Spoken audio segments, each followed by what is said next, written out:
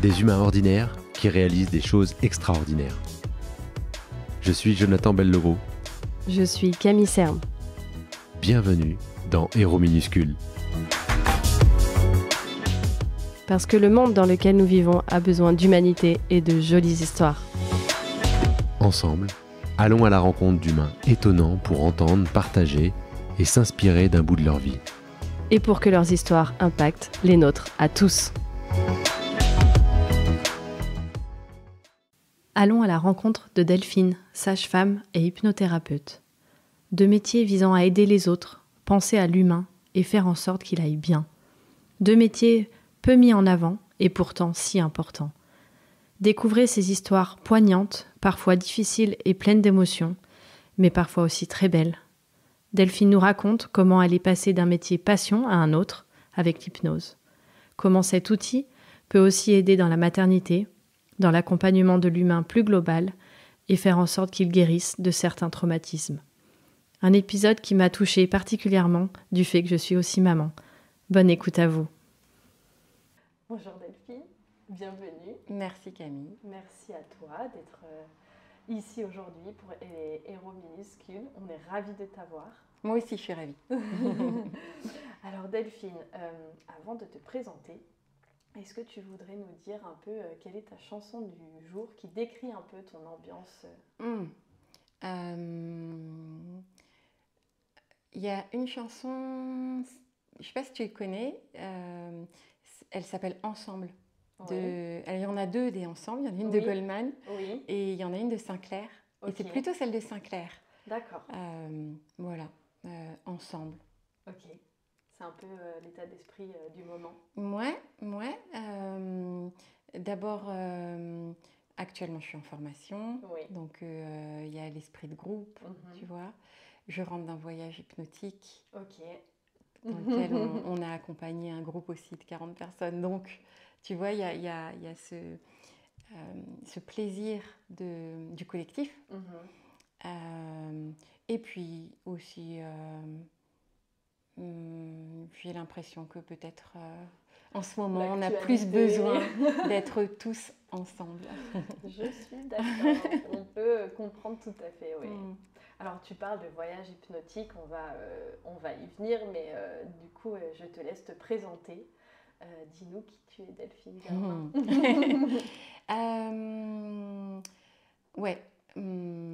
Par quoi je commence? Alors, au niveau professionnel, je suis sage-femme, je suis hypno et je suis formatrice en hypnose. Je ne sais pas si tu veux que je développe un peu tu ou peux, si déjà... tout à fait. D'accord. Écoute, je suis sage-femme. L'année de mon bac, j'ai eu envie d'être sage-femme grâce à une amie qui m'a dit que, voilà, tu sais, quand on parle d'orientation et tout ça,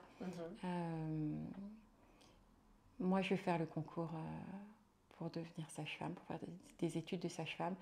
Et là, ça m'a fait, mais évidemment, mais en fait, c'est ça. Voilà, c'était ce métier-là et pourtant les études, ça n'a pas été un moment facile pour moi. Malgré tout, c'était, voilà, il n'y a jamais eu de remise en question par rapport au fait que c'était ce qui me passionnait, en fait, la naissance, le tout début de la vie, tu vois.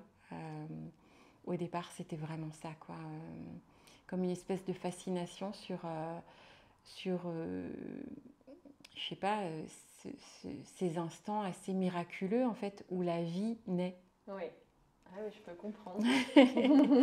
Et il y avait du coup comme, tu sais, comme le fait de faire ce métier-là, comme une sensation d'avoir un privilège, d'être témoin de ça, de l'éclosion de la vie, quoi, en fait.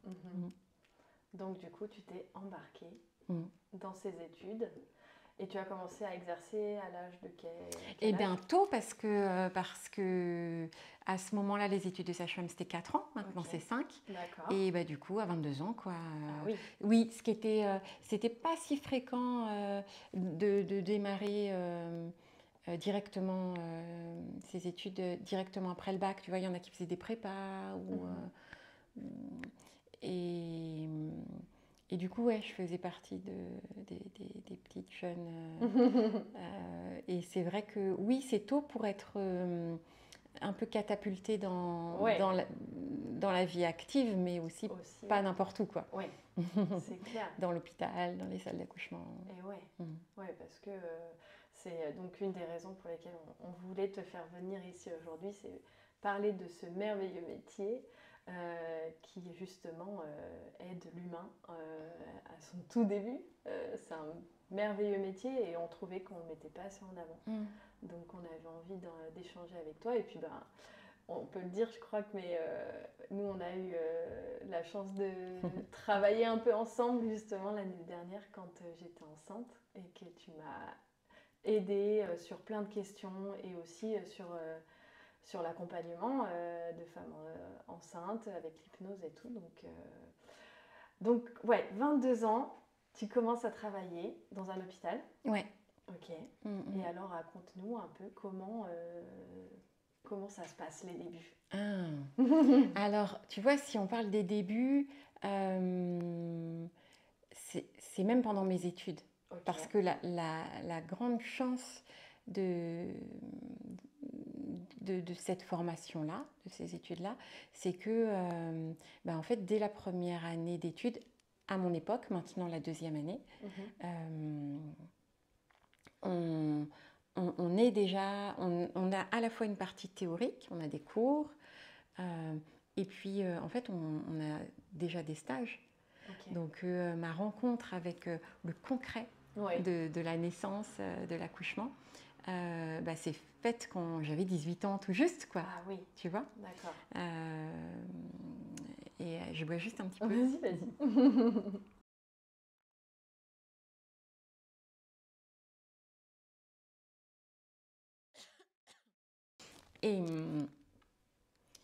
Et bien sûr, je me souviens du premier accouchement que j'ai vu. Et bien sûr, je me souviens du premier accouchement que j'ai fait. Émotion dingue, quoi. Ouais. Est-ce que tu as envie de nous raconter un peu plus? C'était des accouchements qui sont... Ouais. Le tout premier accouchement, en fait, c'était une césarienne. Ok. Le hasard, tu vois, a fait que... à ce moment-là, les sages-femmes travaillaient sur un rythme de 24 heures. Wow. On appelait ça des gardes, mais en fait, c'est vraiment du travail, quoi. Pendant 24 heures, on est disponible pour travailler. Et du coup, dans l'école où je travaillais, l'hôpital auquel j'étais rattachée, l'hôpital Saint-Antoine à Paris, et je précise parce que ce n'était pas le cas dans toutes les écoles, pareil, tu vois, les étudiantes et étudiants faisaient aussi des gardes de 24 heures, tu vois, quand on était en salle d'accouchement.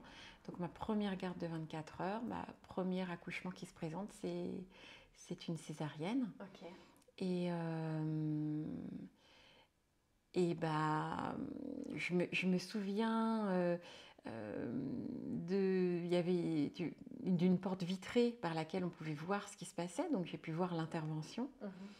Et puis je me souviens surtout du papa. Ouais. Alors, il y a des maternités, là où j'ai travaillé, après, les papas étaient les bienvenus en salle de césarienne, pas seulement salle d'accouchement, mais tu vois, s'il y avait une césarienne, les papas étaient présents. Là, à l'hôpital Saint-Antoine, au moment de mes études, c'était pas le cas. Okay. Donc le papa attendait que le bébé sorte. D'accord. Et donc, j'ai vraiment, de manière très forte, le souvenir de ce papa quand... la sage-femme est sortie du bloc opératoire avec le bébé dans les bras, c'était une petite fille, et moi je suivais, quoi. Et où j'ai pu voir l'émotion du papa qui était en larmes et qui n'arrêtait pas de dire « Oh, qu'est-ce qu'elle ressemble à sa maman, qu'est-ce qu'elle... » Et oui, voilà, je sais que ça a été quelque chose d'extrêmement marquant. Tu vois, je te disais tout à l'heure que ce qui me motivait au départ, c'était cette espèce de magie des débuts de la vie, enfin, tu vois, d'avoir l'impression de pouvoir être témoin d'un secret, d'un mystère ou quelque chose un peu comme ça, quoi, tu vois. Mais en fait, quand j'ai été confrontée à la réalité, alors, bon, peut-être qu'on en parlera ou pas, mais bien sûr, il n'y a pas que des choses heureuses. Oui, on aimerait bien aussi l'évoquer, si tu es d'accord. Oui, bien sûr. Mais en tout cas, là, cette première confrontation, ça m'a permis de... en fait, la naissance, c'est pas juste un concept, quoi. C'était concret. Voilà, c'est du concret. Et puis, notamment, c'est la naissance de la vie, et puis c'est aussi la naissance de parents. Et c'est la naissance de nouveaux liens qui se créent. C'est voilà, tout cet aspect émotionnel et relationnel qui, tu vois, a émergé comme ça, juste dans cette première expérience, avec l'émotion de ce papa. Ouais, alors là, tu as évoqué plein de choses où j'ai envie d'aller encore plus loin, et effectivement, parce que bon, déjà, tu disais, ça se passe pas toujours bien, malheureusement. Est-ce qu'il y a peut-être une expérience qui ressort pour toi, qui a été marquante, mais justement difficile? Alors, il y en a un certain nombre. Il y en a un certain nombre. Il y en a peut-être une là qui me vient comme ça. C'est assez étonnant en plus, comme finalement. Bon, le début, il n'y a rien d'étonnant, mais enfin, c'est bref. Bon, une histoire triste, au départ en tout cas. Une histoire triste, une histoire de deuil. Un couple qui arrive à la maternité en fin de grossesse. C'était leur premier bébé. La maman très très inquiète, c'est le matin, très très inquiète parce que en fait elle réalise que ça fait quelques heures qu'elle n'a pas senti son bébé bouger. Elle arrive, donc voilà, on les accueille aux urgences, maternité, et puis effectivement, il n'y a pas d'activité cardiaque, donc le bébé est mort, quoi. Et là où, là où à la fois c'est des moments extrêmement, bien sûr, marquants. Toute l'équipe est extrêmement touchée et bouleversée, même si ça fait partie du job et c'est des choses qui arrivent de temps en temps et qu'on est complètement formé, qu'on a l'expérience pour ça, quoi, tu vois. On est toujours très très très touché par ça, bien évidemment. Et on a accompagné ce couple donc en salle d'accouchement. Cette femme a eu la péridurale et puis c'est un travail, c'est un accouchement, quoi, hein, donc la phase de dilatation avec les contractions, la phase d'expulsion. Et puis en fait, et puis elle accouche de son bébé mort. Et là, bien sûr, il y a toute l'équipe qui est là, hein, sage-femme, médecin, infirmiers, infirmières, toute l'équipe au complet, tous ceux qui ont un rôle à jouer, avec encore plus que pour les autres accouchements peut-être, une conscience aiguë qu'on a un rôle à la fois technique et un rôle extrêmement humain d'accompagnant, tu vois. Et puis, au moment de l'accouchement, moi, la maman ne souhaite pas tout de suite qu'on lui présente son bébé. Donc, je pars dans un premier temps avec le bébé pour tu sais, le langer, quoi, le couvrir, etc. Et puis... en fait, dans ce laps de temps où, avec l'infirmière, je prends soin de ce bébé mort, de l'autre côté, du côté de la maman, elle fait une hémorragie. Et en fait, ça s'aggrave rapidement, quoi. Oh, wow. Et en fait, à ce moment-là, on a besoin de moi. Donc tout le monde est là pour faire tout ce qu'il y a à faire, tous les gestes d'urgence, en fait, pour sauver cette maman, quoi. Bon, voilà, je passe les détails, mais au final, voilà, on a vraiment eu peur de la perdre, très, très sincèrement. Au final, cette maman s'en sort. Je continue après la salle d'accouchement, dans les jours qui suivent, quand je reviens travailler, à aller rendre des visites, tu vois, à cette maman et ce papa. Le papa est extrêmement présent. Et puis, ils partent de la maternité, évidemment, avec toute la tristesse et tout ce qu'il peut y avoir dans le cas d'un deuil. On prend soin du fait qu'il soit accompagné après la sortie de la maternité. Et ce bébé avait un nœud au cordon. Wow. C'est-à-dire que très probablement, à un moment de la grossesse, dans les mouvements et les galipettes que ce bébé avait pu faire, ça a fait un nœud. Et ce nœud s'est serré et donc il y a eu une interruption de la circulation sanguine entre maman et bébé. Bébé n'a plus d'oxygène et on a eu l'explication de cette mort accidentelle, en fait. Voilà, donc pourquoi je te raconte cette histoire en particulier, parce qu'il y en a plein d'autres, c'est qu'en fait, à peu près 1 an et demi après, je n'avais pas eu de nouvelles de ce couple, et je suis en salle d'accouchement, et qui arrive pour accoucher? Cette femme. Avec, tu vois, j'ai envie de pleurer. Moi aussi, c'est tellement touchant. Je comprends, j'ai envie des frissons. Ouais. Cette femme et avec ce couple, en fait, qui revient avec une grossesse qui s'est bien passée, menée à son terme, et accouchement, l'accouchement physiologique, et un bébé qui naît en pleine forme. Oh, wow. Et oui, d'ailleurs, je me souviens que je leur avais demandé, comme on était plusieurs dans l'équipe, je leur avais demandé s'ils souhaitaient que j'appelle une de mes collègues pour s'occuper d'eux, tu vois. J'aurais très bien compris, parce que moi, j'avais été là à un moment difficile pour eux. Il se trouve que ça leur faisait plaisir, au contraire, que ce soit la même personne. Et même, il se trouve que même le médecin, c'est le hasard, coïncidence, ou je ne sais quoi. Destin. Mais en tout cas, effectivement, le même médecin et la même sage-femme. Ah ouais. On était quand même une grosse équipe, donc voilà. Et voilà, très très belle histoire au final, avec, évidemment, c'est très très très touché.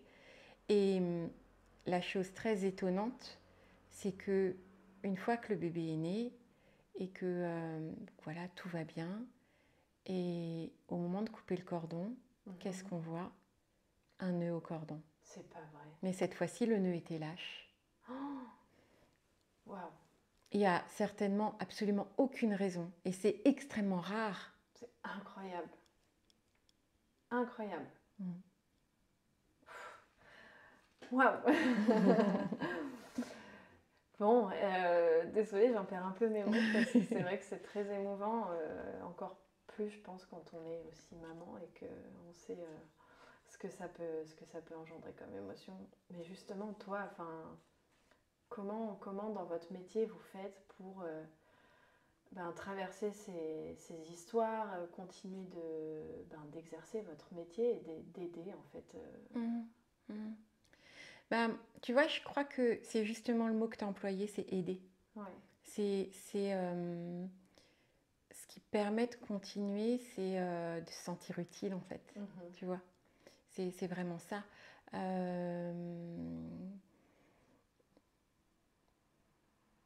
Et puis, on fait équipe. Ouais. On fait équipe. En tout cas, moi, dans la maternité où je travaillais, on parlait beaucoup entre nous.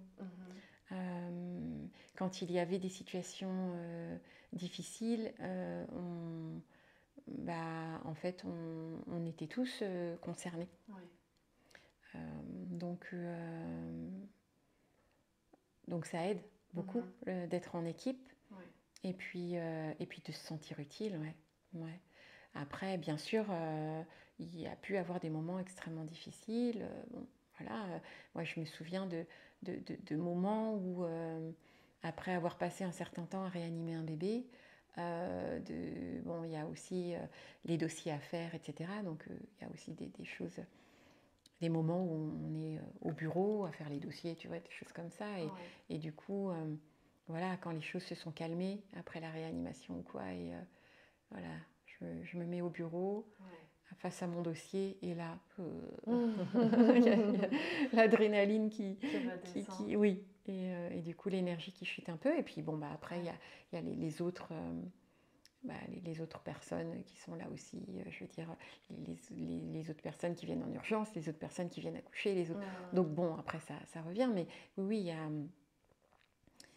il y a parfois un impact émotionnel fort. Ouais.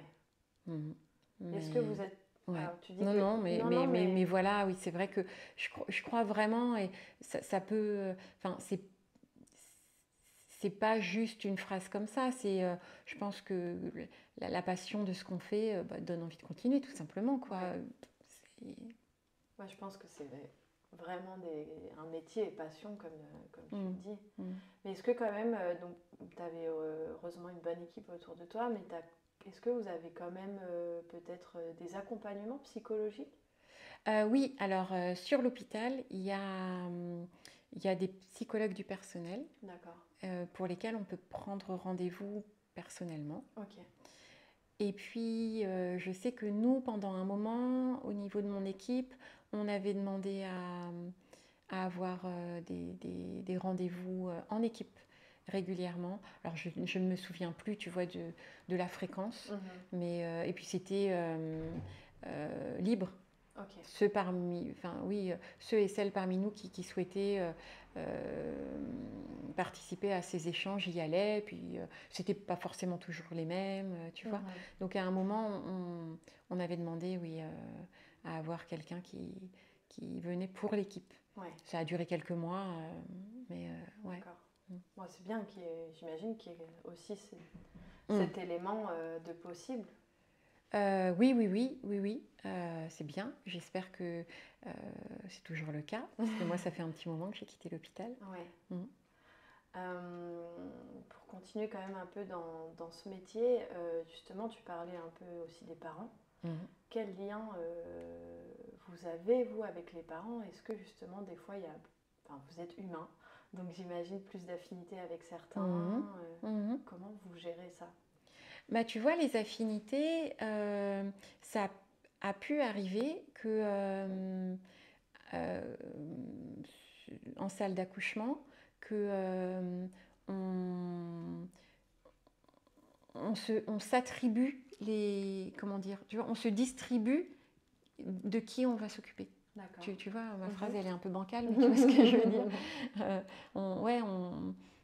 Par exemple, je me souviens d'une fois où il y avait une personne très très anxieuse, très anxieuse, et qui posait énormément de questions. Et puis une autre, je ne sais plus ce qu'elle avait, et avec ma collègue, on savait que l'anxieuse c'était plus pour moi, et puis l'autre c'était plus pour ma collègue, tu vois, parce que voilà, effectivement, en fonction, nous aussi, de notre feeling, et puis il y a des choses avec lesquelles on est plus à l'aise.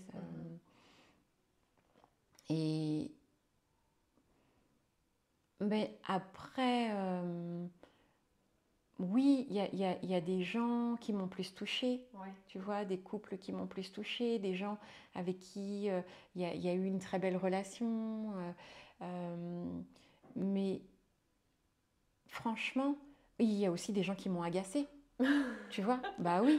Mais, mais par contre, bah on est professionnel, quoi. Ouais. Donc, j'ai le droit de me sentir agacée parce que je suis humaine, mais par contre, j'ai pas le droit de le faire ressentir. Et cette personne qui m'agace, elle a le droit d'être bien prise en charge, aussi bien médicalement parlant, techniquement parlant, que humainement parlant. Donc, voilà, c'est bien d'être conscient aussi de ce qui joue dans la relation, et puis après, de ce qui nous appartient, de ce qui leur appartient. Mais quoi qu'il arrive, de rester pro et pour moi, prendre soin de la relation, prendre soin du confort émotionnel des gens qu'on accompagne, c'est au moins aussi important que... Enfin, c'est aussi important que d'assurer la sécurité médicale. Et c'est même, tu vois, un sujet qui m'est cher, quoi. Ça peut vraiment m'activer beaucoup quand, maintenant que je suis hypno, mais même quand j'étais sage-femme, je pouvais avoir parfois recueillir des témoignages où ça arrive malheureusement que ce ne soit pas le cas. Ça t'active. Ah oui, ça me rend dingue, quoi, parce que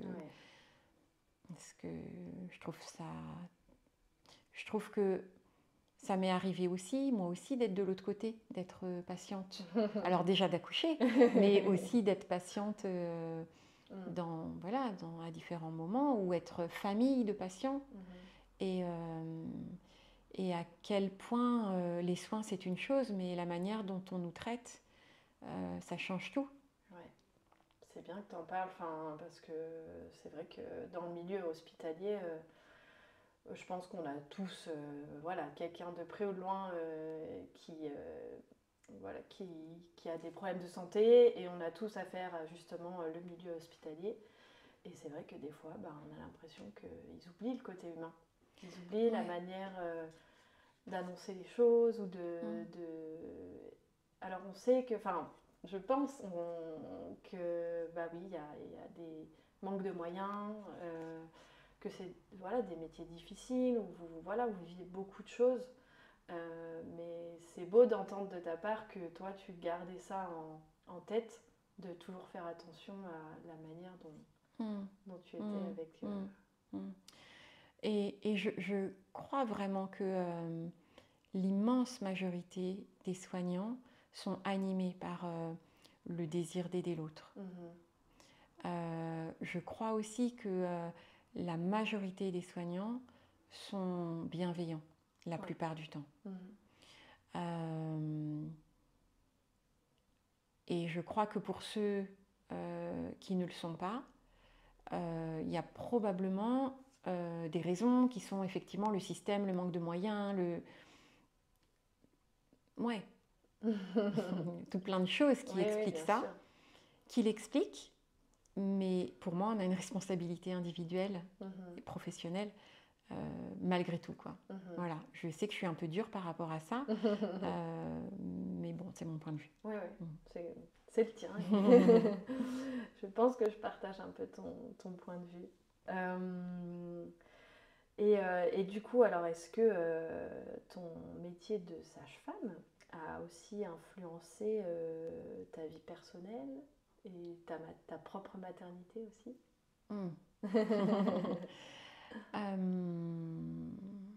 Oui, il y a des liens entre les deux. Il y a des liens entre les deux. Par exemple, je me souviens quand j'étais étudiante, je me souviens de conversations avec mes amies étudiantes, de dire que si pour une raison ou une autre, je ne pourrais pas être mère, je ne continuerai pas ce métier. D'accord. À ce moment-là, tu vois, j'avais cette idée-là, que ça serait trop difficile pour moi de continuer ce métier si moi, je ne pouvais pas devenir mère.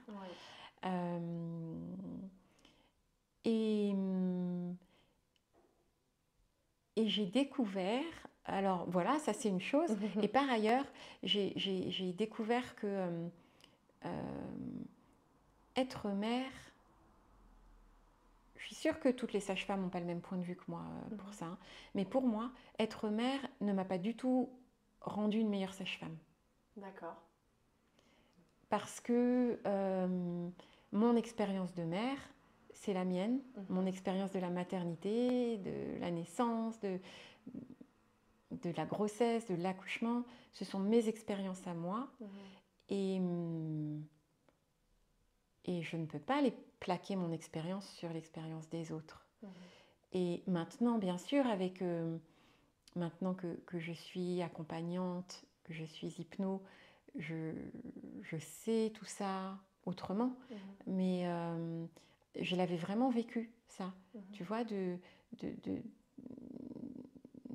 on disait souvent, ah, maintenant que tu as accouché, tu peux comprendre. Bah ouais, je peux comprendre ma propre expérience, en fait. Ouais. Mais finalement, en tant que sage-femme, l'expérience d'accompagnement de toutes les femmes, tous les couples que j'ai accompagnés, bah, cette expérience-là m'est beaucoup plus utile que mon expérience de mère, en fait. Parce que mon expérience de mère, elle est hyper subjective. Oui, c'est vrai. Et est-ce que du coup, ça n'a pas... Comment toi, tu as vécu... tu as été suivie par une sage-femme? Alors, j'ai été suivie par des sages-femmes. C'est un peu particulier parce que effectivement le fait d'être sage-femme, j'ai été suivie, et ça c'est un choix aussi de ma part, c'est pas, mais moi j'ai été suivie par mes collègues et amis en fait. D'accord, c'était ton choix. Oui. Ok. Donc il se trouve que j'ai eu des grossesses compliquées. D'accord. Et que donc j'ai été suivie par mes collègues amis sages-femmes et par une amie gynéco-obstétricienne. Okay. Et j'ai eu la chance aussi d'être, voilà, pour ces accouchements un peu compliqués, j'ai eu une péridurale les 2 fois. Et l'anesthésiste était aussi... je sais pas, je saurais pas dire quelle relation on avait. J'allais dire un peu comme un papa. C'est pas vrai, on n'avait pas du tout une relation père-fille, mais oui, un ami aussi qui a grandement pris soin de moi. Okay. Donc voilà. Tu te sentais en confiance? Bah oui, je me sentais en confiance et aussi dans quelque chose de très connu, quoi. Ouais. Tu vois. Dans ma maternité, enfin quand je dis ma maternité, tu vois, elle ne m'appartient pas, mais dans la maternité où je travaille avec l'équipe. Alors c'est vrai que ça peut paraître un peu bizarre, tu vois, de ne pas séparer à ce moment-là quelque chose qui est très intime et puis le pro, mais pour moi c'était naturel finalement d'accoucher avec des gens que je connaissais et en qui j'avais confiance, quoi. Oui, je peux comprendre. Et du coup, il y en a eu 2? Ouais, j'ai 2 garçons. 2 garçons. Et alors, tu as continué ton métier de sage-femme après? Ouais. Combien de temps tu as fait ce métier du coup? Alors, en fait, je suis toujours sage-femme. Oui. Donc, bah, tu vois, j'ai démarré à 22 ans, j'en ai 51. Donc, je ne vais pas faire le calcul, mais à peu près, tu as une idée, quoi. Ouais, ben voilà, je vais bientôt être à 30 années de... Tu vois, c'est dingue, c'est dingue. Mais c'est vrai que sage-femme à l'hôpital, si je ne compte pas mes années d'études, je ne sais pas, je vais dire une petite 15aine d'années. Oui, quand même. Ouais. Et puis ensuite, j'ai fait 2 années en PMI. C'est donc les services départementaux, en fait, où j'ai pu aller à domicile, où j'ai pu aussi travailler dans des situations plus difficiles, socialement ou familialement, avec les services sociaux, ou l'aide sociale à l'enfance, ou des choses comme ça. Okay. Et puis, voilà, où j'ai été aussi coordinatrice d'un réseau périnatal de proximité, où c'était plus la coordination entre ville et hôpital, tu vois.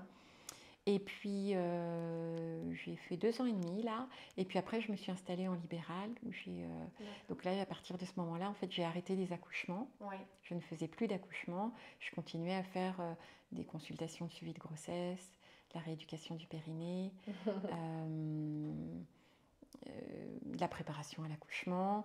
Et puis, c'est à partir du moment où je me suis installée en libéral que j'ai enfin eu la liberté de pouvoir me former à l'hypnose, ce que j'attendais depuis un moment, mais ce que mes employeurs ne me j'allais dire ne me permettait pas de faire. Il ne me l'interdisait pas, mais disons que j'avais pas ni de formation qui était prise en charge par mes employeurs financièrement, ni de temps qui m'était donné pour le faire. Donc j'attendais ce moment-là. Donc à partir du moment où je me suis installée en libéral, j'ai aussi pu faire de l'hypnose. Et puis voilà, j'aimais bien faire pas mal de trucs déjà à l'hôpital. Donc en libéral, c'était la grande liberté. Donc je faisais de la préparation à l'accouchement en piscine, je faisais des ateliers massage bébé, enfin voilà, pas mal de choses. Et qu'est-ce qui justement t'a emmené à sortir un peu des accouchements et plus à préparer justement les femmes enceintes ou après les suivre plutôt que le moment qui t'a... En fait, au départ, tu m'as dit c'était ça qui te... Oui, c'est vrai, c'est vrai. En fait, je dois simplement dire humblement que je ne pouvais plus continuer à l'hôpital, en fait. D'accord. En fait, j'ai une de mes amies sage-femme qui, elle, a continué à l'hôpital après moi. Et quand j'ai annoncé que je partais, qui m'a dit très justement, elle m'a dit « Mais alors attends, t'as toujours dit que oui, il y a des problèmes, mais c'est justement de l'intérieur qu'on a la capacité de les régler, les problèmes. » Parce que c'est vrai, quand on est à l'hôpital, on peut s'en prendre quand même des remarques d'autres professionnels ou quoi, parce que oui, l'hôpital dysfonctionne, quoi, tu vois, on en est conscient quand on y travaille, tu vois. Et c'est vrai que ma copine elle m'a dit ça, elle m'a dit mais attends, jusqu'à encore il n'y a pas si longtemps, tu disais ouais, ça dysfonctionne, mais c'est justement en restant à l'intérieur qu'on peut faire en sorte que ce soit le mieux possible. Et là, tu fais quoi? J'ai dit ouais, mais là, je peux plus en fait. Ouais, t'étais arrivée au bout. Et je ne m'y attendais pas. En fait, quand j'ai commencé, j'avais une collègue. Tiens, je vais les nommer. Celle qui m'a dit ça, celle qui m'a fait cette remarque, et elle avait tout à fait raison, c'est Marianne, une amie. Et puis j'ai une autre amie, Asta. Et Asta, quand j'ai démarré en tant que jeune sage-femme, elle avait déjà beaucoup d'expérience. Et vraiment, en tant que bébé sage-femme, tu vois, du haut de mes 22 ans, qui découvrait tout, je la voyais être tellement dans l'empathie avec les couples qu'elle accompagnait, tellement dans l'efficacité technique dans ce qu'elle faisait, tellement respectée par les collègues, quels qu'ils soient, tu vois. La confiance qu'on avait en elle. Et je me souviens en gros, tu sais, quand je serai grande, je serai comme elle, quoi. Tu vois. Elle m'a beaucoup inspirée, Asta. Et elle a été en salle d'accouchement jusqu'à la retraite. Et j'ai continué à travailler avec elle jusqu'à sa retraite. Et moi, je me voyais bien faire pareil. Et puis bon, ça s'est pas fait et j'en suis ravie d'avoir fait mon chemin à moi. Ouais. Mais on va dire que mon chemin à moi m'a surprise moi-même, quoi. Ouais, ça arrive. Ouais. Est-ce que tu veux bien nous en dire plus justement sur ces dysfonctionnements? Qu'est-ce qui t'a poussé finalement quand tu dis que tu n'en pouvais plus, concrètement?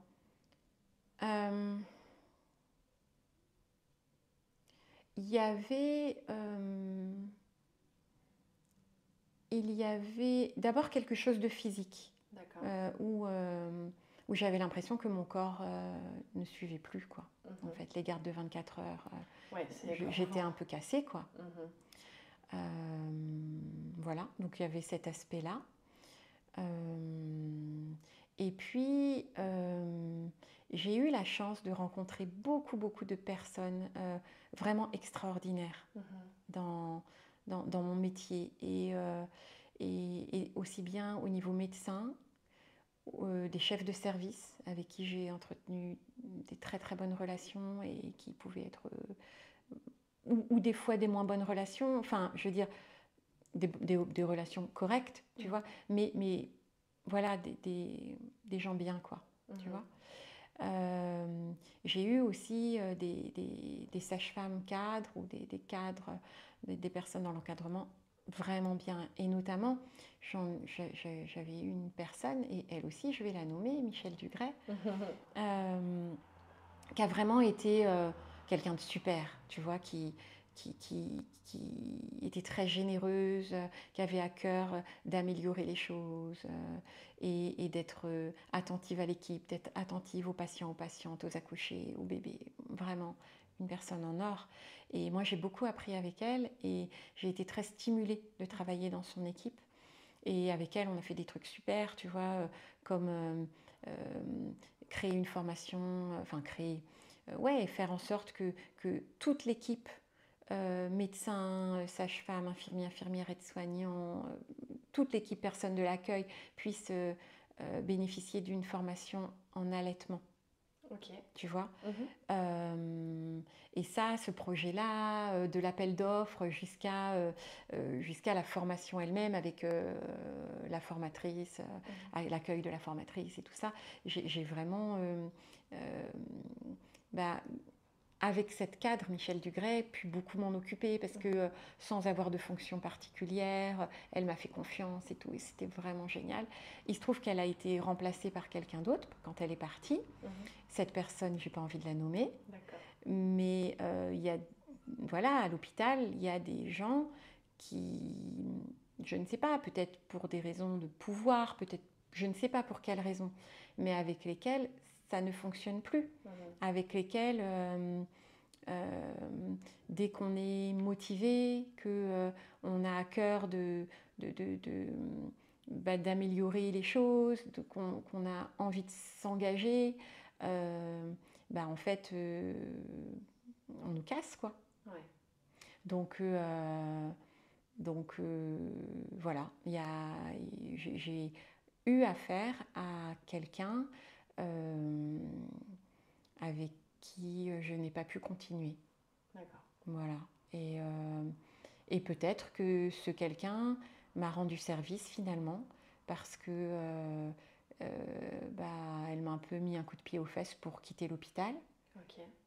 Et non pas qu'elle m'ait... Quand je dis qu'elle m'a mis un coup de pied aux fesses, elle m'a jamais demandé de partir ni quoi que ce soit. Hein. C'est-à-dire que cette personne m'a rendu, il n'y a pas que moi, hein, mais m'a rendu la vie à l'hôpital tellement difficile et dépourvue de sens que ce dont j'avais besoin, c'était partir. Ouais. Voilà. Donc je suis partie dans ces conditions-là, mais je ne suis pas partie... triste ou quoi que ce soit, parce que je suis partie avec d'autres projets. D'accord. Donc en fait, voilà, c'est... La transition s'est plutôt bien passée. Ouais. Et alors, à quel moment tu découvres l'hypnose dans tout ça?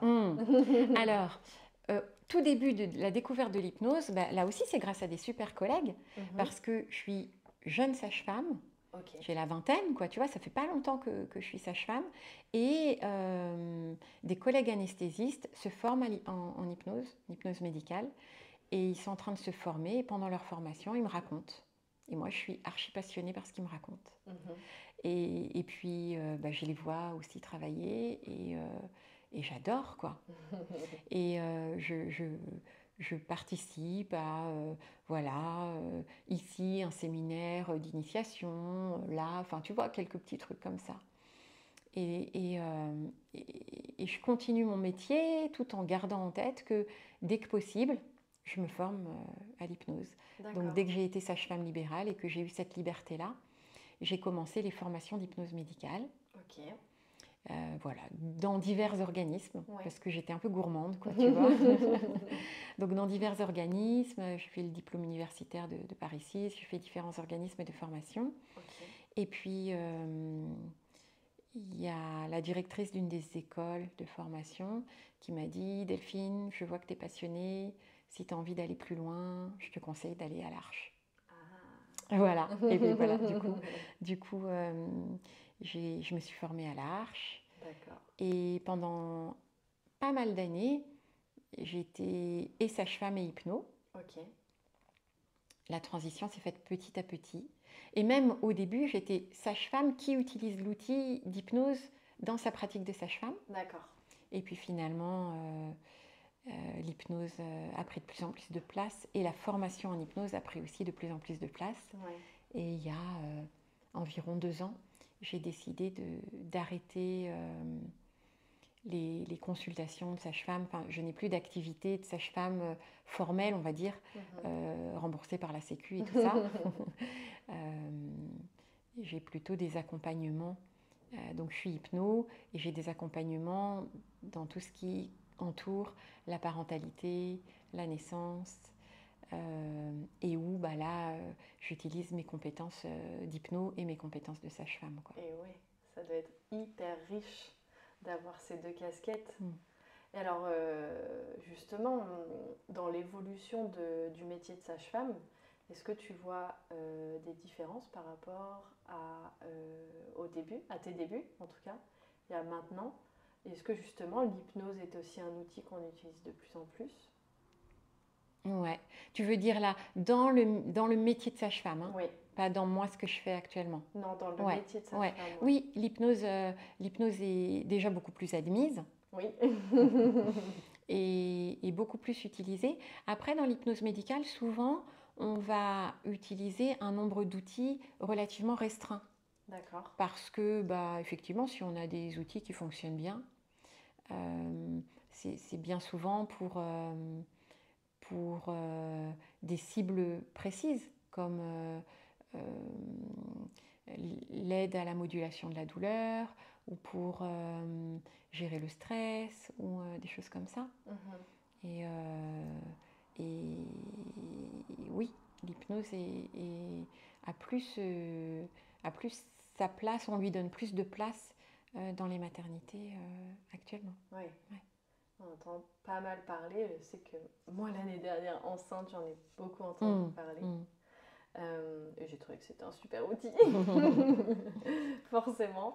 Et le métier de sage-femme, tu as vu une différence entre tes débuts et aujourd'hui?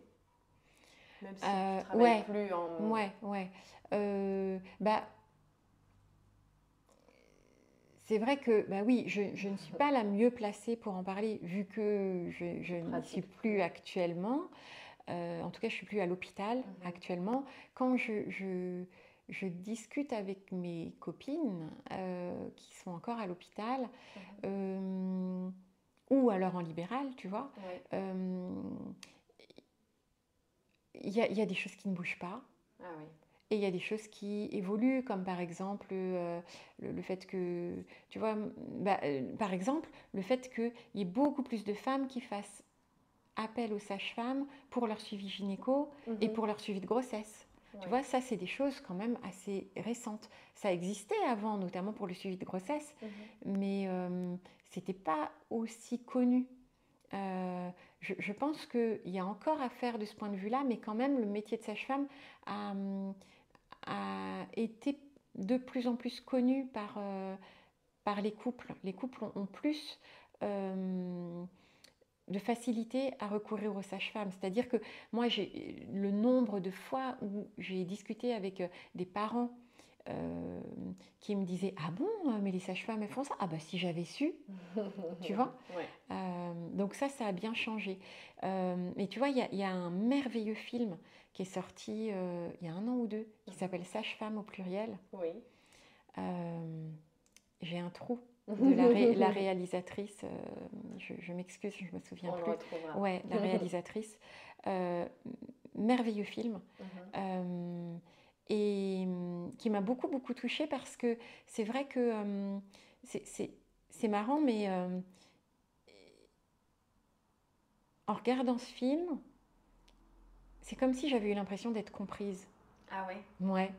Tu vois, parce que on peut parler du métier de sage-femme et tout ça, mais en fait, je pense que c'est très difficile de se représenter ce que c'est vraiment quand on est dedans, tu vois, et notamment celle d'accouchement à l'hôpital, l'intensité de ce que ça peut être, même l'intensité, voire même parfois la frénésie, tu vois. Et puis l'implication, et puis les hauts et les bas, et le fait que ça puisse autant nous remplir et nous enrichir et autant parfois nous vider et nous désespérer, quoi. Tu vois. Et j'ai trouvé que ce film donc, qui est sorti récemment, bah, en fait, je retrouvais vraiment beaucoup de choses que moi j'avais vécues, quoi. Tu vois.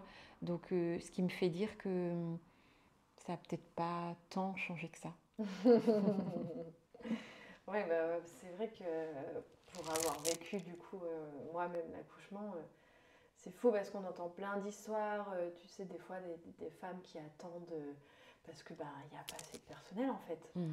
Et en fait, moi d'être passée de ce côté-là en tant que patiente, et enfin, c'est dur en fait. Enfin, oui, nous on est dans le besoin, mais vous n'êtes pas.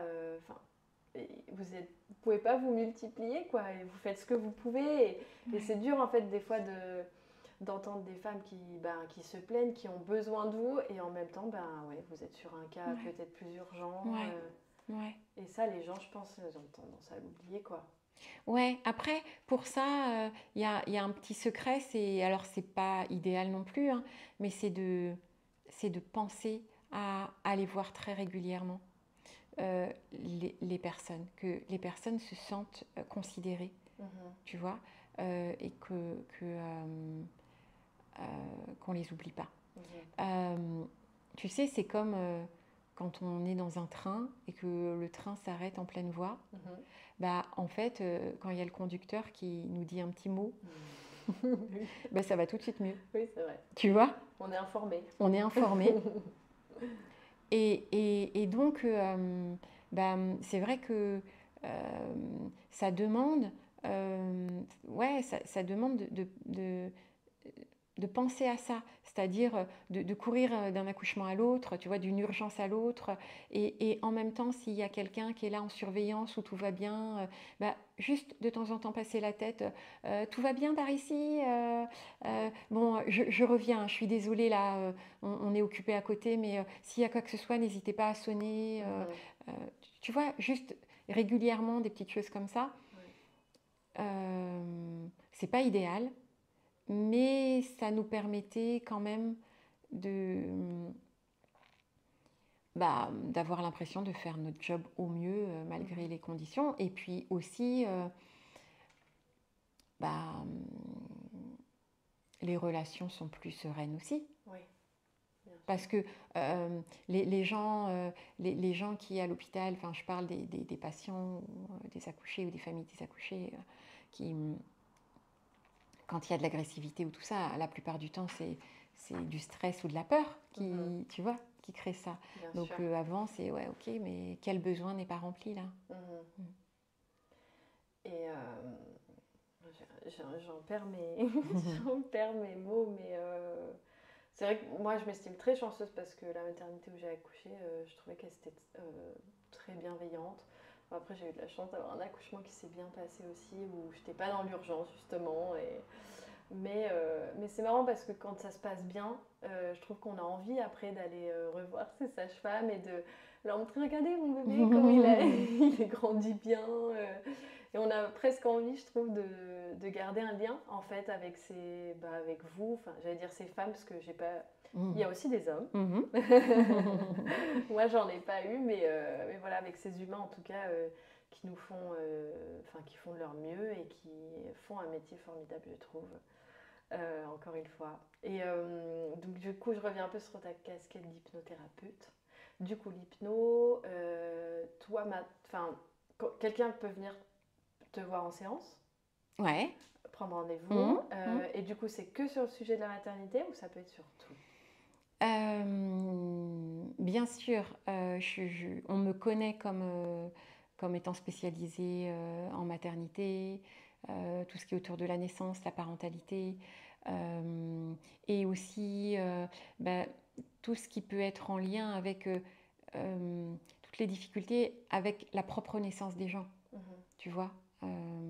Des thématiques, je ne sais pas, autour de l'abandon ou des carences de soins dans l'enfance, des choses en lien avec l'attachement, etc. Puis des adultes, en fait, qui ont des thématiques qui peuvent être existentielles par rapport à ces thématiques-là. Donc, je suis quand même voilà, c'est quand même un peu ma spécialité, ça, tu vois. Mais du coup, ça élargit beaucoup. C'est pas simplement, je dis simplement, je veux dire, c'est pas uniquement des accompagnements de couple pendant la grossesse et après l'accouchement. C'est pas seulement permettre de préparer l'accouchement et vivre sereinement ce moment-là, même si je voudrais pas faire que ça. Mais je trouve que en hypnose, et c'est pour ça aussi que j'ai une formation à l'Arche d'hypnose périnatale, je pense vraiment qu'on a une mission par rapport à ça, qu'avec nos outils d'hypnose, on peut favoriser, en tout cas on peut participer au fait que les bébés humains dans ce monde, ils naissent dans les meilleures conditions possibles. Tu vois, j'y crois vraiment. Ok, c'est beau.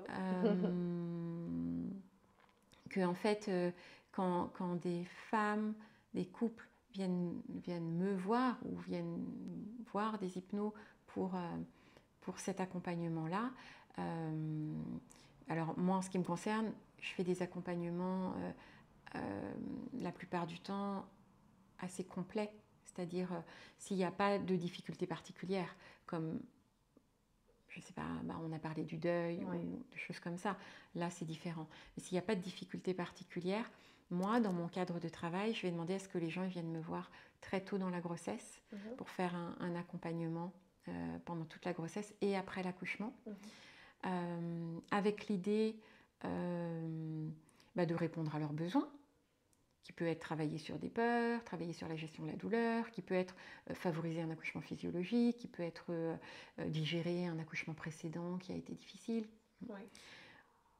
ou juste utiliser l'outil hypnose pour la grossesse et l'accouchement.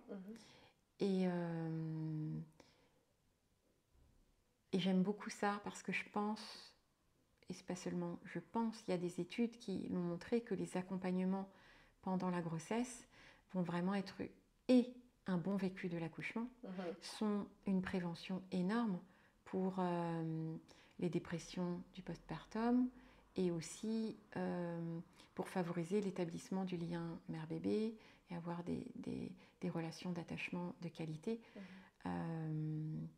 Et tout ce qui peut favoriser un bon vécu de l'accouchement, je pense, est une mesure de prévention énorme, à la fois parce que tous les bébés humains ont le droit de naître dans les meilleures conditions possibles, et à la fois parce que toutes les femmes ont le droit d'accoucher dans les meilleures conditions possibles. Et là-dessus, il y a quelque chose qui est hyper important. T'as vu, je t'avais dit, quand on branche sur ce sujet... Non, mais ça me va.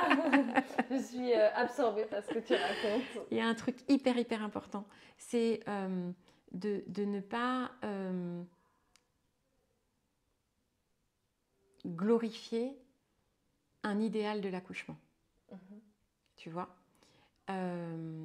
c'est-à-dire qu'en gros, dans les accompagnements que je propose, il y a vraiment cette idée que si la personne elle souhaite un accouchement physiologique, tu vois, par exemple, ou en tout cas elle souhaite que son accouchement se passe le mieux possible, en fait on a les outils en hypnose et je peux lui transmettre des outils, on peut faire plein de choses qui vont favoriser ça, et c'est génial.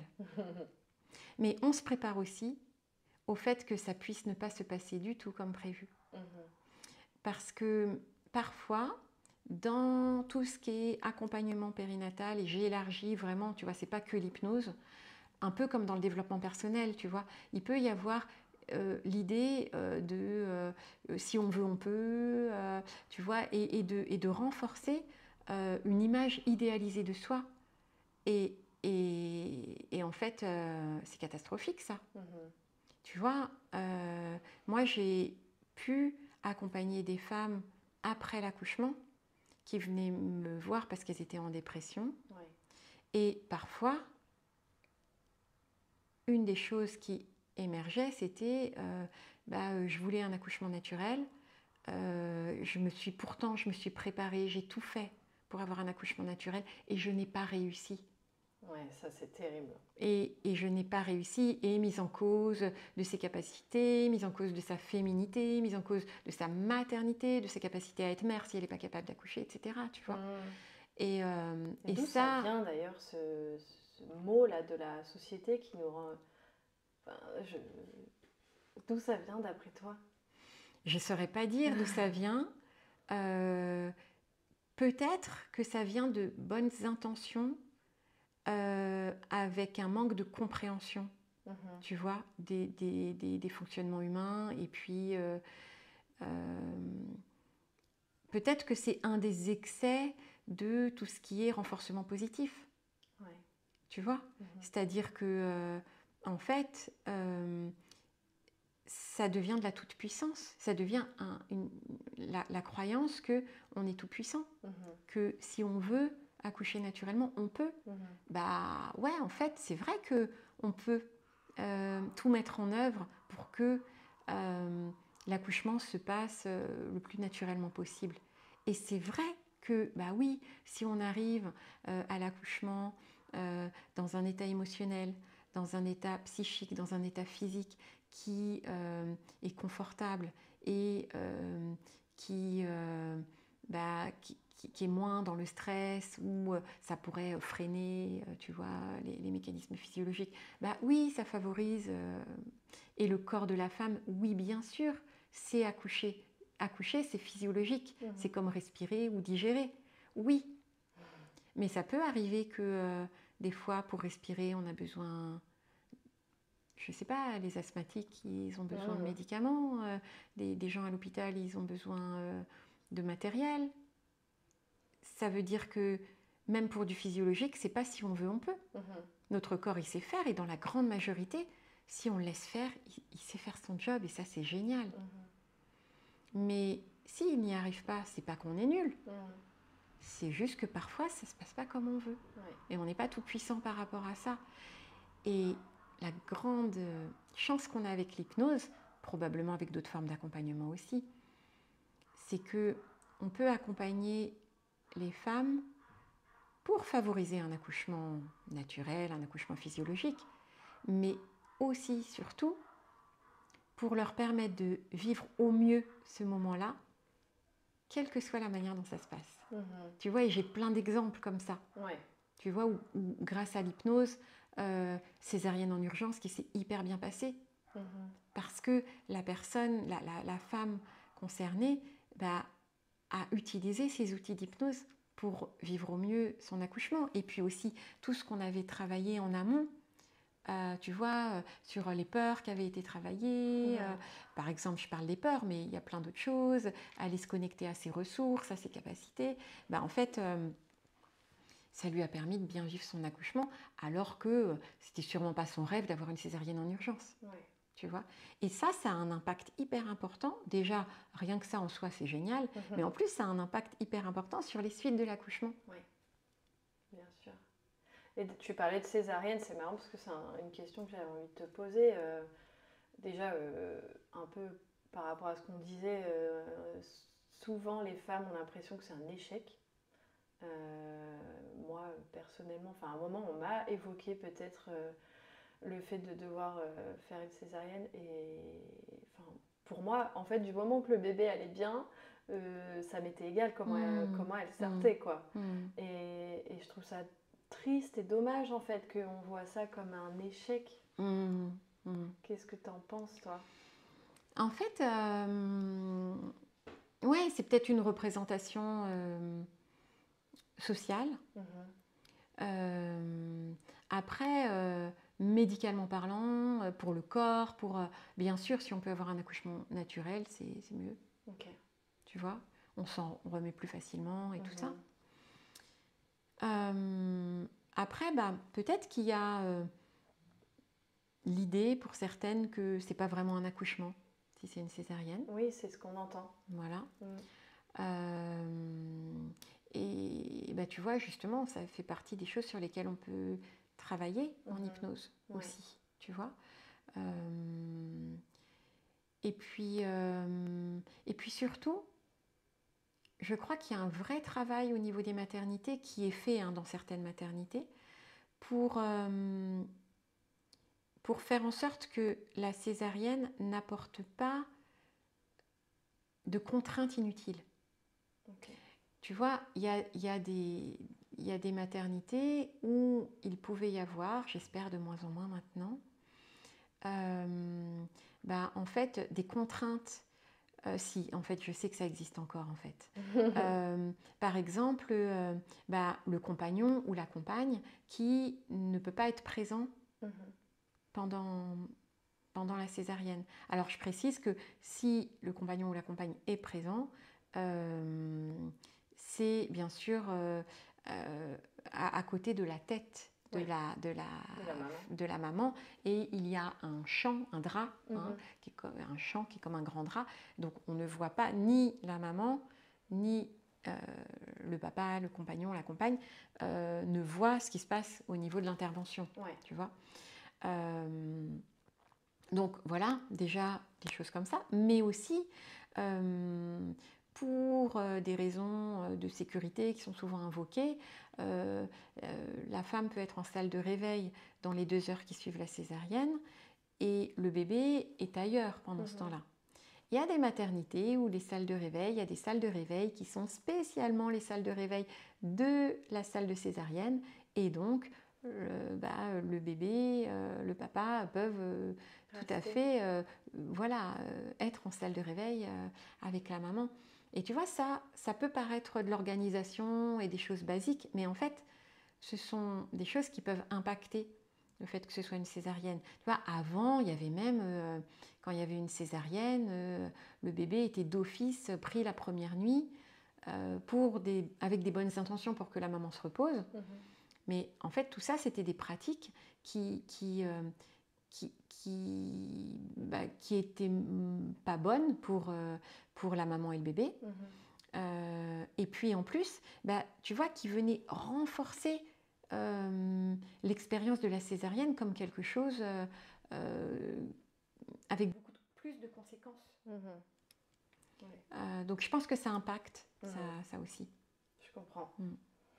Et du coup, toi quand même avec ce métier d'hypnothérapeute, tu continues d'aider les gens.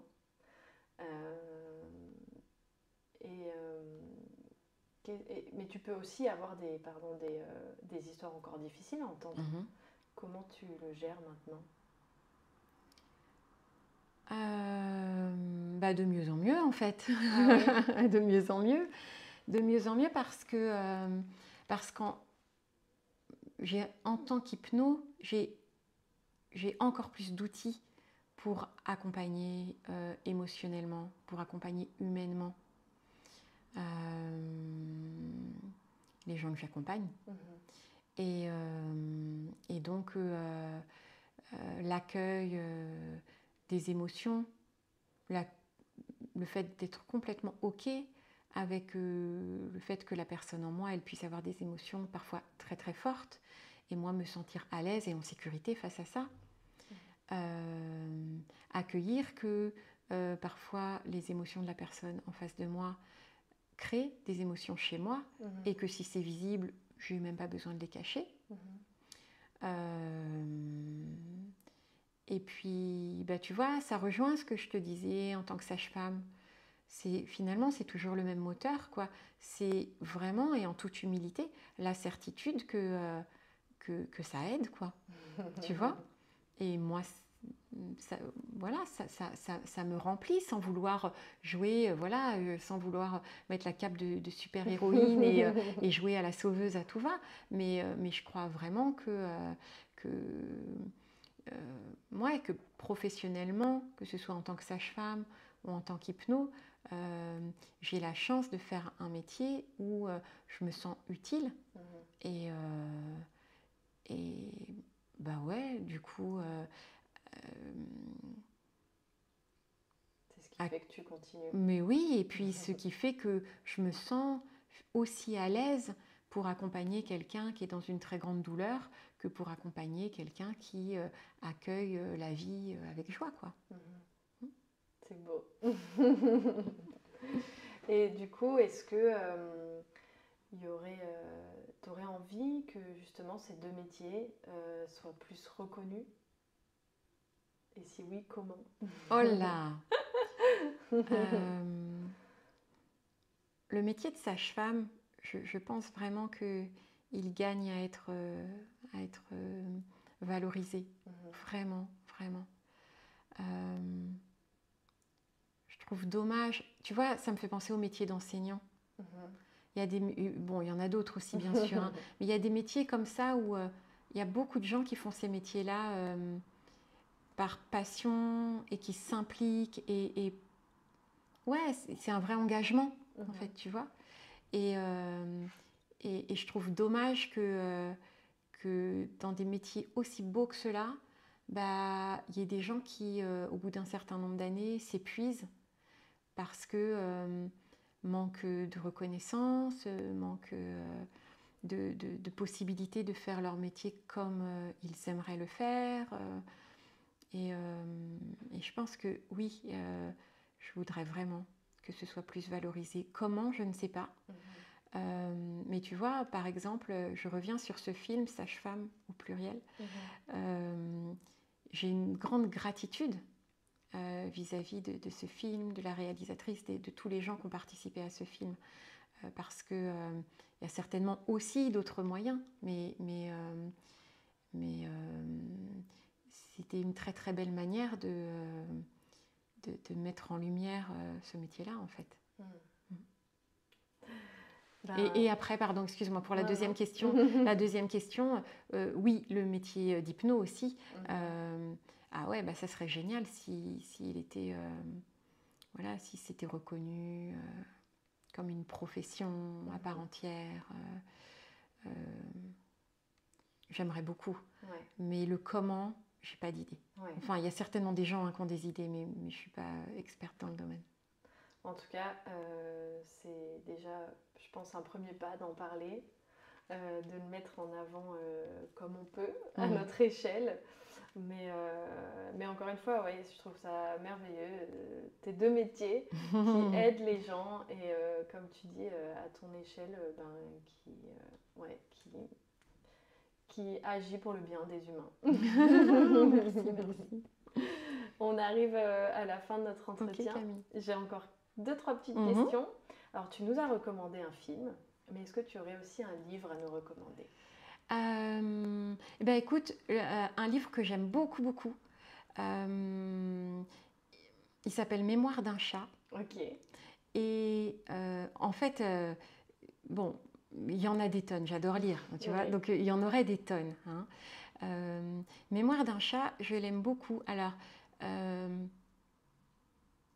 je pense que c'est Arikawa. Je me demande si c'est pas Hiro Arikawa, l'auteur, à vérifier. D'accord. L'auteur ou l'autrice d'ailleurs, je ne sais pas.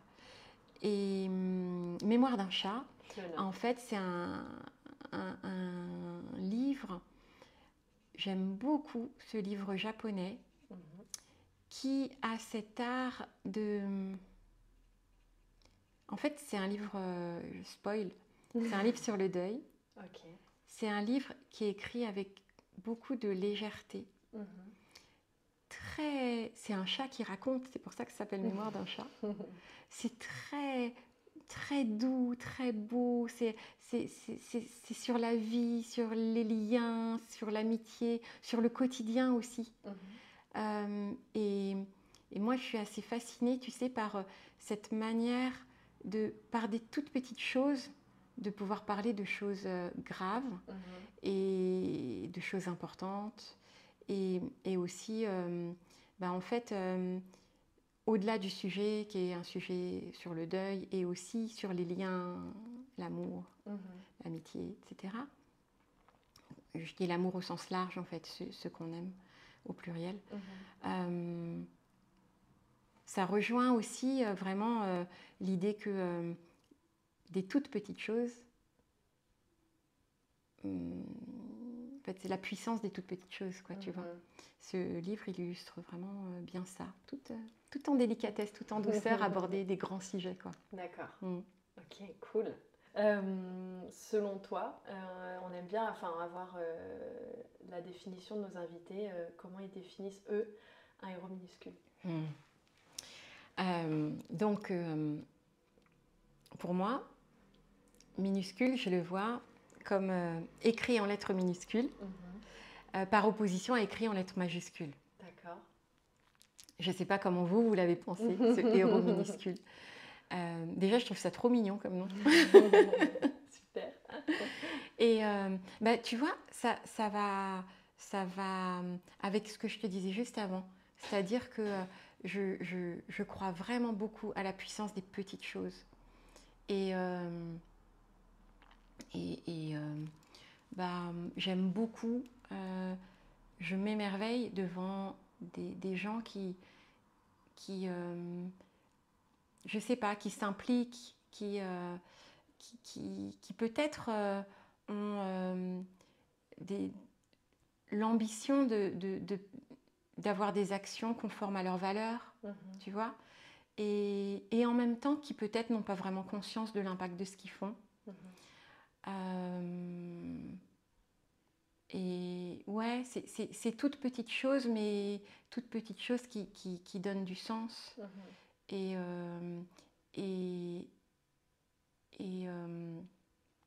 en lien avec ce que je disais par rapport au titre de la chanson, c'est-à-dire, tu vois, qui aussi contribue au fait que on vive ensemble, quoi.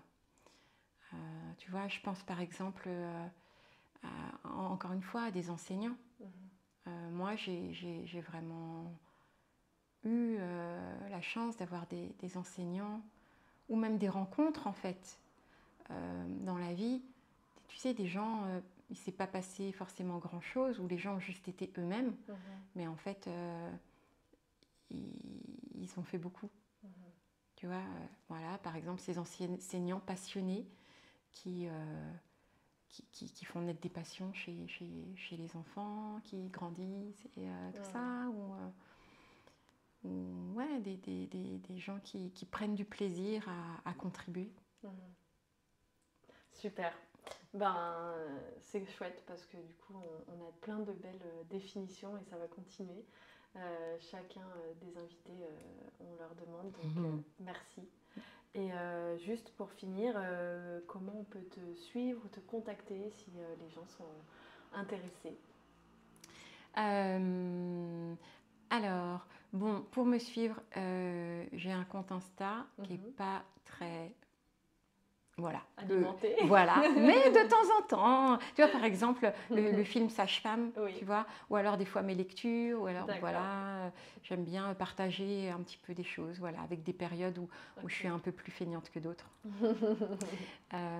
Voilà, pareil, Facebook, donc on peut me contacter par ces deux biais-là. J'ai un compte Instagram sur lequel je partage... parfois ce que je fais quand je fais des formations, des choses comme ça, de temps en temps.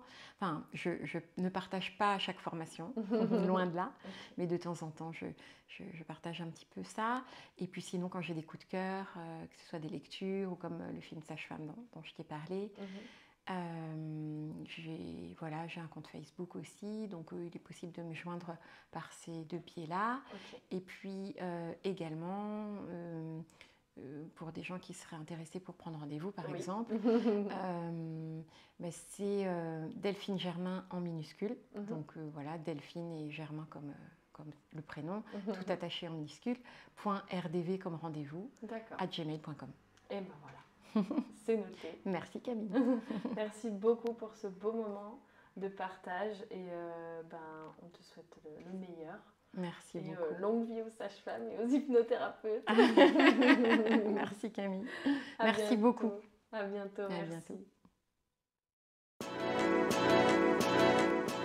Merci d'avoir écouté cet épisode de Héros minuscule. Si vous êtes encore là, c'est que l'épisode vous a plu. Alors pour nous aider à continuer, on compte sur vous pour 2-3 actions minuscules. La première, vous abonner et mettre 5 étoiles. La deuxième, vous demandez quelles sont les 2 premières personnes à qui vous auriez envie de partager cet épisode et envoyez-leur un petit message.